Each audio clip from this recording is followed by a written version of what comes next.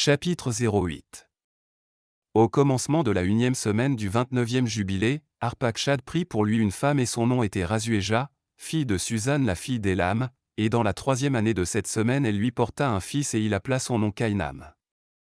Et le fils grandit et son père lui apprit à écrire et il alla se chercher un endroit pour se mesurer une ville et il trouva un écrit que les générations précédentes avaient gravé sur le roc, et il lut ce qu'il y avait dessus et le retranscrit et pécha à cause de cela, car il contenait l'enseignement des vigiles suivant ce qu'ils faisaient pour observer les signes du soleil, de la lune et des étoiles dans tous les signes du ciel. Et il écrivit cela et ne dit rien à ce sujet, car il avait peur d'en parler à Noah et qu'il devienne en colère contre lui à cause de cela.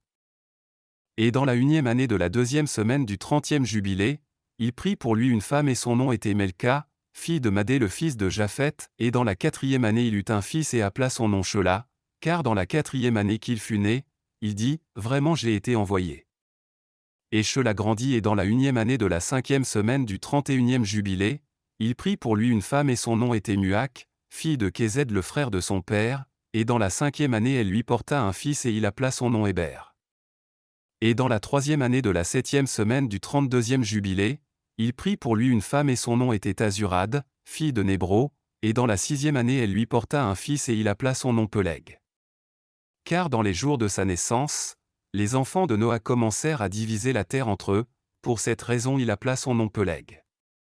Et ils la divisèrent secrètement entre eux, et le dirent à Noah, et cela arriva au commencement de la 1e année de la 1e semaine du 33e jubilé, ils divisèrent la terre en 3 parts entre Shem, et Ham, et Japheth selon l'héritage de chacun alors qu'un d'entre nous qui avait été envoyé était avec eux. Et il appela ses fils et ils s'approchèrent de lui, eux et leurs enfants, et il divisa la terre en lots pour que ses 3 enfants en prennent possession. Et ils tendirent leurs mains et prirent les cris du sein de Noah leur père. Et sur les cris, le lot que Shem pouvait prendre en héritage, pour lui. Et ses fils dans les générations d'éternité, échus au centre de la terre à partir du centre de la chaîne de montagnes de Rapha à l'entrée d'eau de la rivière Tina, et ça par s'étend vers l'ouest et traverse le milieu de cette rivière. Et s'étend jusqu'à atteindre l'eau des abîmes de laquelle cette rivière sort et verse ses eaux dans la mer Mythe et cette rivière se déverse dans la grande mer. Et tout ce qui était vers le nord est à Japheth et tout ce qui est vers le Essudé revient à Shem. Et sa part va jusqu'à Carazo, ceci est l'embranchement de la langue qui regarde vers le sud. Et sa part s'étend le long de la grande mer et s'étend en ligne droite jusqu'à atteindre l'ouest de la péninsule qui regarde le sud, car cette mer est nommée la péninsule de la mer égyptienne. Et de la tourne vers le sud vers l'entrée de la grande mer au rivage de ses eaux et s'étend jusqu'à atteindre l'ouest d'Aphra, et s'étend jusqu'à atteindre les eaux de la rivière Gion, et vers le sud des eaux de Gion jusqu'au réservoir de cette rivière.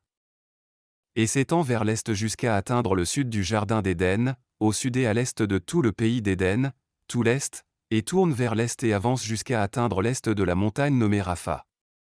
Et descend vers le réservoir d'entrée de la rivière Tina. Cette part échut au lot de Shem et ses fils pour qu'il la possède à toujours pour ses descendants à jamais.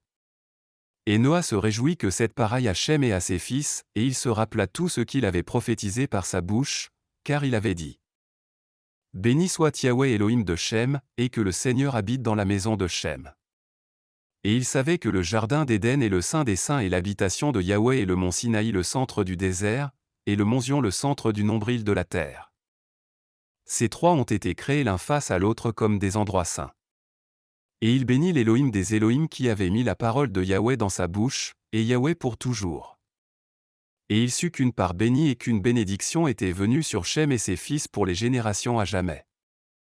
Le pays entier d'Éden et tout le pays de la mer Rouge, et tout le pays de l'Est et Inde, et sur la mer Rouge et dans les montagnes, et tout le pays de Bachan, et tout le pays du Liban, et les îles de Kaftur, et toutes les montagnes de Sanir et Amana et les montagnes de Assur au nord.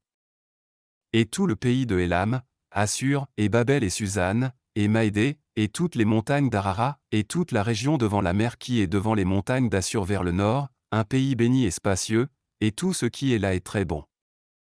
Et la 2e part de Ham allait au-delà du Gion, vers le sud à droite du jardin et s'étend vers le sud, et s'étend en direction de toutes les montagnes de feu, et s'étend vers l'ouest jusqu'à la mer d'Atel et s'étend vers l'ouest jusqu'à atteindre la mer de Mok, cette mer dans laquelle toute chose qui n'est pas détruite descend. Et elle va vers le nord aux limites de Gadir et va vers la côte des eaux de la mer vers les eaux de la Grande Mer jusqu'à arriver près de la rivière Gihon, et va le long de la rivière Gihon jusqu'à atteindre la droite du Jardin d'Éden. Et ceci est le pays qui revint à Ham, comme la portion qu'il allait occuper à toujours pour lui et ses fils, pour leurs descendants à jamais. Et la troisième part de Japheth allait devant la rivière Tina vers le nord du déversement de ses eaux.